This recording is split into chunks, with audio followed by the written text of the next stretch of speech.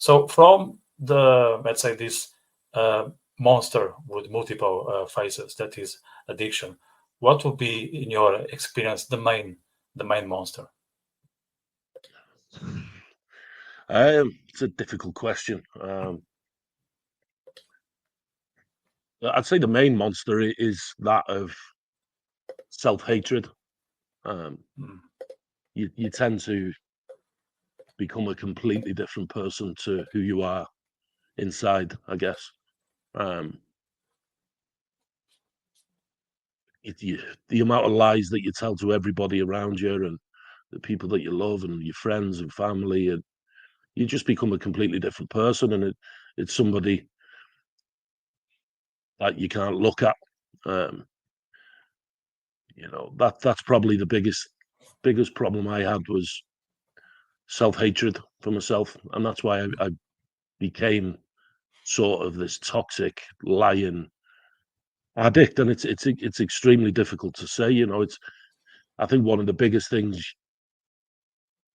biggest difficulties with having a drug problem, I guess, is being able to sit there and say to other people that you're a drug addict, basically. Um, so yeah, I'd say that was the biggest issue. Mm. So there is some constraint in say, that's the issue. Are you able to help me, or do you have anything in mind that can help me find a way out? There is some embarrassment. Yeah, I think there's definitely embarrassment. That's where the lies come from, and that's where the sneaking around and being this different person because you're embarrassed about the things that you do. I think I mentioned to you last time that there was hundreds of times where I'd be sitting on my own in the dark, drinking, smoking, taking drugs, watching porn, things like that, and it's embarrassing. That's when you've got children and things like that. That's not the opinion, especially that your children deserve to have of you. Um, so when you're doing all these sneaky, sly things on your own in the dark in the night, Yeah. it's difficult for a lot of people to speak about, and I guess that's why there's a lot of people, especially men, especially in the UK, where I'm from in North Wales, where the trauma rates for men are higher than most of the population of Britain. Um, it's a difficult thing for people to speak about. But sorry, my dog's choking. Uh, yeah, it's a difficult thing for people to speak about, and that's why there's a mental health crisis, I guess, more so in men, because we don't have the tools or the capability to speak about our problems at the moment, and that's why a lot of men are taking their own lives. Yeah, that's a very strong image, what you just described, that you were alone in the dark, doing drugs, drinking, and watching nasty stuff on the Yeah, screen. And the first thing that came to my mind that you were doing that hidden.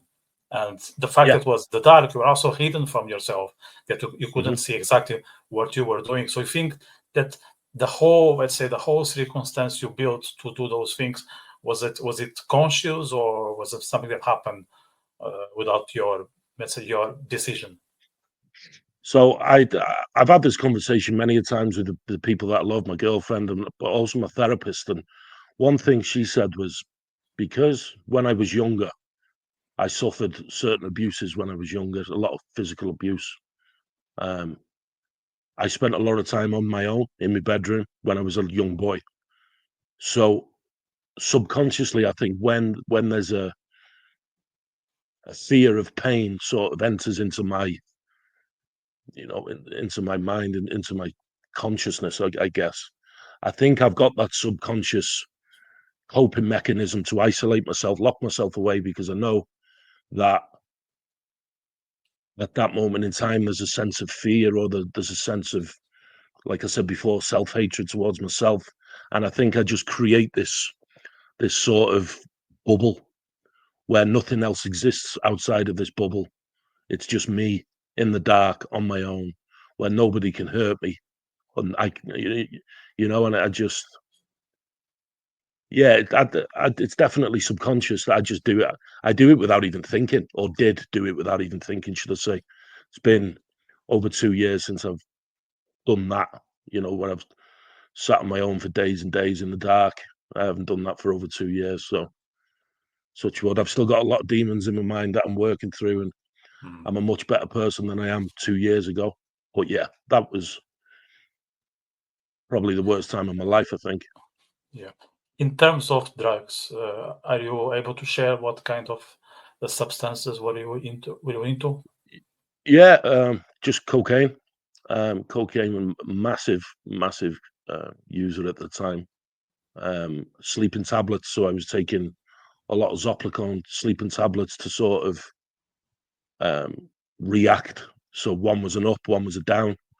So I'd take the cocaine, and then when I wanted to go to sleep, I'd take probably 3 or 4 Zopicon tablets.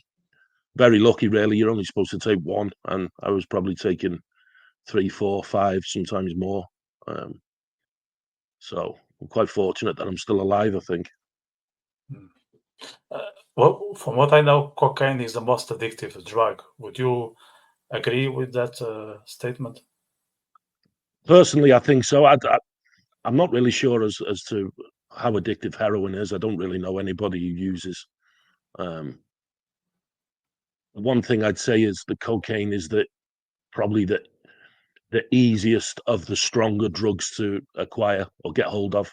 You can go anywhere in the world, any street, any pub, any nightclub, any restaurant, and there'll be somebody in there that's taking cocaine or selling cocaine. So it's so easy to get hold of, and I guess that's why there's more cocaine addicts in the world than anything else, I guess.